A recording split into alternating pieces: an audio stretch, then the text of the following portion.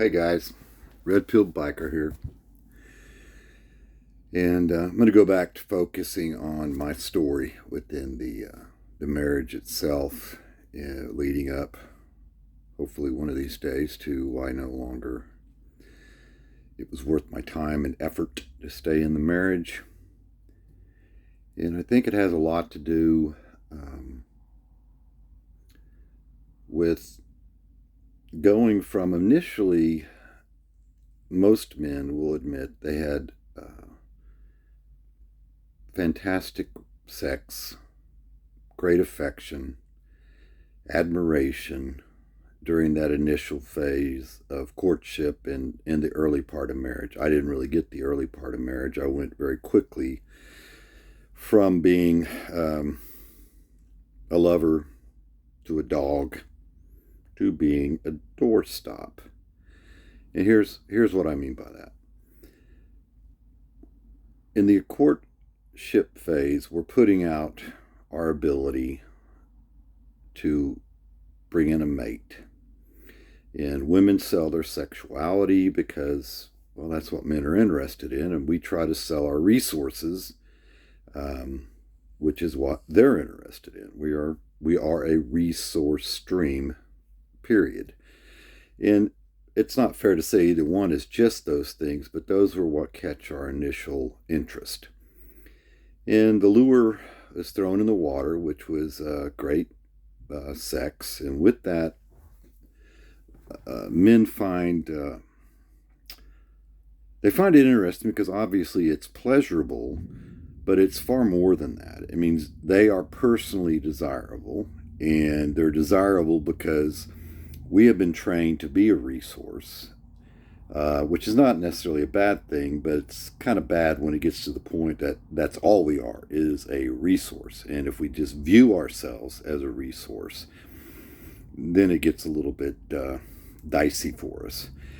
And women aren't just sexual objects and sexual creatures, but that is of interest to us because most of us are interested in that sort of thing because, A, we want to cast on our DNA. We're hardwired that way for, 100,000, 200,000 years, however long Homo sapiens have been walking around. And we can take it back millions of years because we came from the apes, and the apes came from something before that, and before that, and before that, and that's how we got to where we're at and why our species continues and why life flourishes on this planet. And so it's an incredibly strong drive. And so it's validation for us as men if a woman finds us sexually attractive, not realizing that really what it is in fact a lure, and we get hooked, and once we're hooked, we're drawn in, put in the boat, and ultimately thrown in a frying pan and eaten. So in my marriage, I didn't even really have the exciting part of the early marriage. I married a professional woman, and when you're involved with a woman who is a professional, and by professional I mean they usually have an advanced degree in a particular thing. I was married to an attorney, but I suppose it could be said of a doctor or anybody who has to have an advanced degree to do their particular occupation. When you get involved with a woman like that, and I know there would be women out there that would look at me and say, it's true for men too. Well, we're a resource. And so we know that the further we go in our education, in our skill level, in our jobs, that we become better providers, and hence we are more desirable. Let's face it, the caveman who could bring back the biggest chunk of meat was the most desirable caveman in the tribe. And so very quickly, being married to a professional, let me tell you this. The first thing, their number one priority is going to be their careers. Now, if you marry a professional woman who's been married before and has children, her number two priority is going to be herself, her career, herself, her children,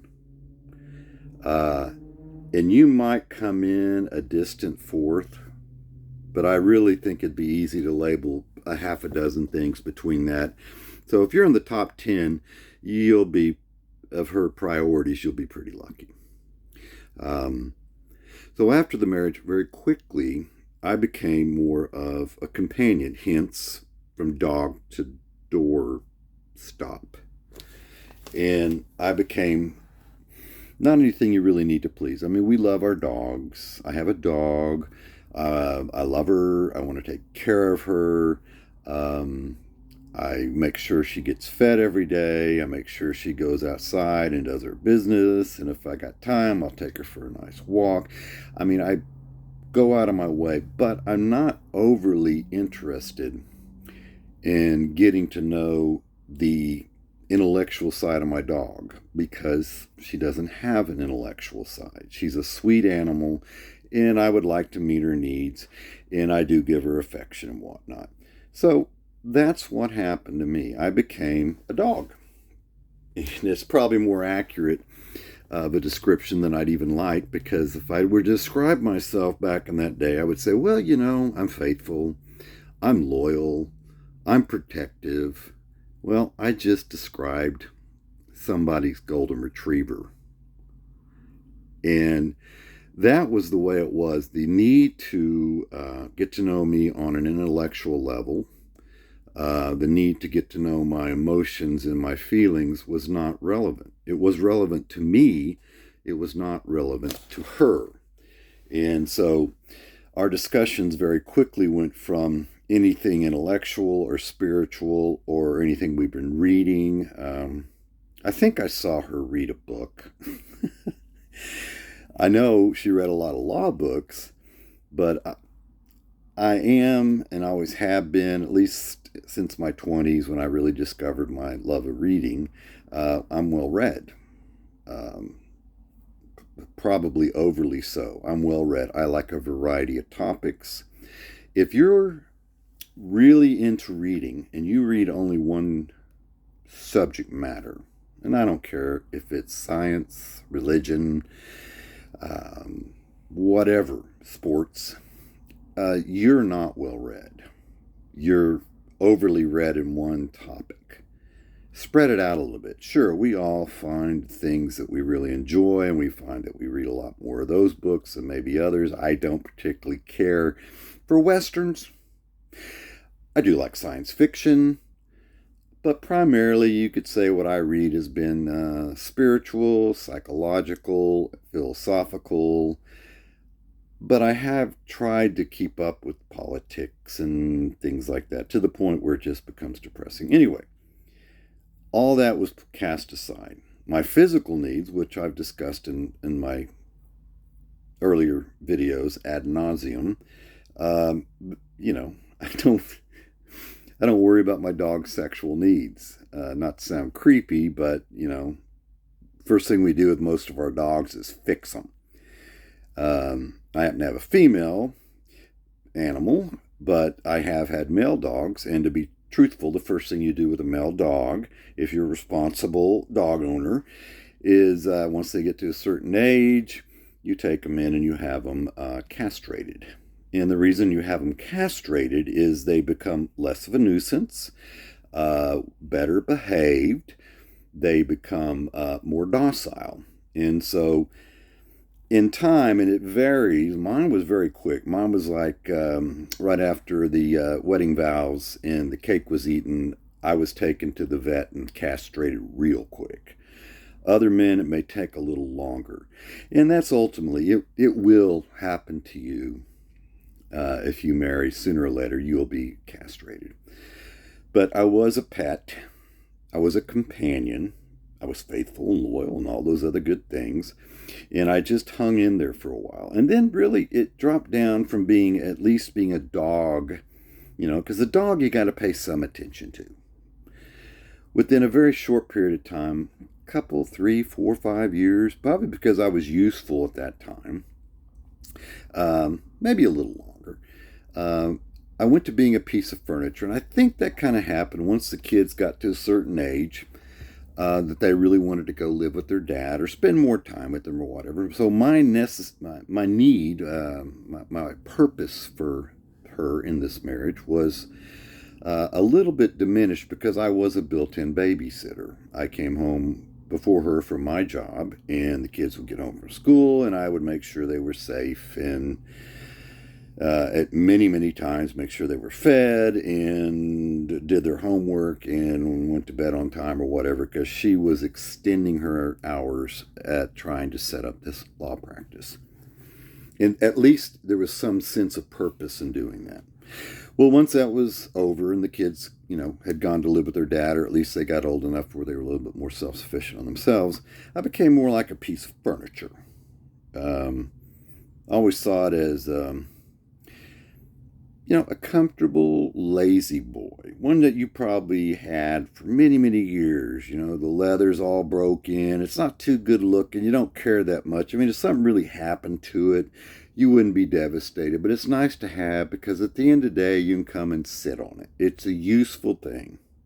And even then, I managed to find a sense of purpose in it. Well, at least I'm here.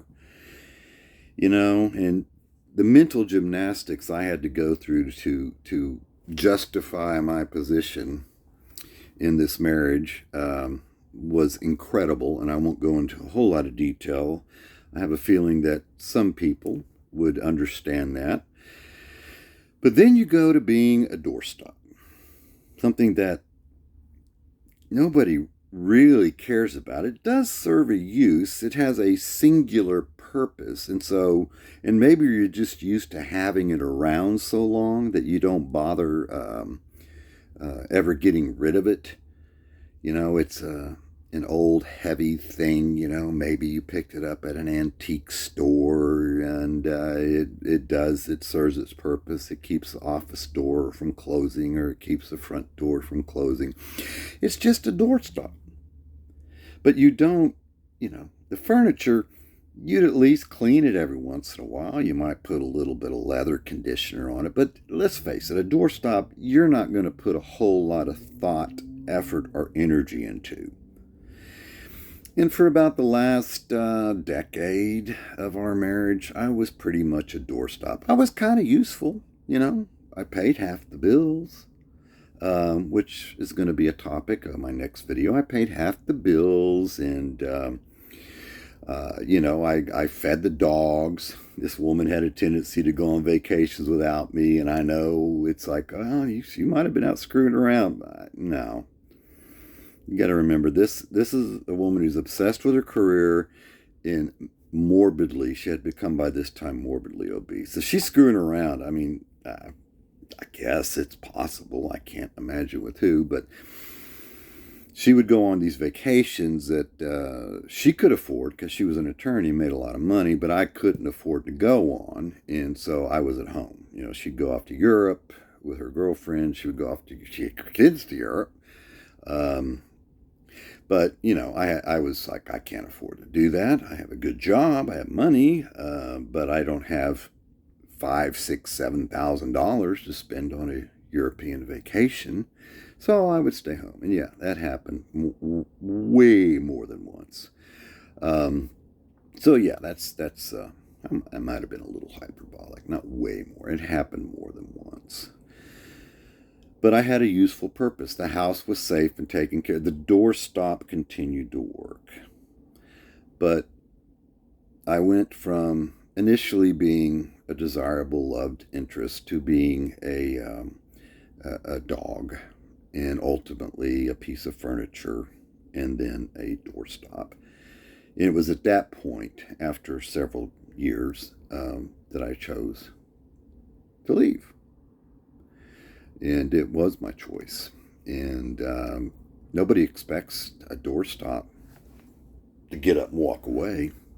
There was a shock ripple. And anyway, this is a video, whatever it is. And let me assure you this. The doorstop is not a fucking doorstop. Guys, life is hard. Do not make it any harder than it needs to be. Keep it real, guys.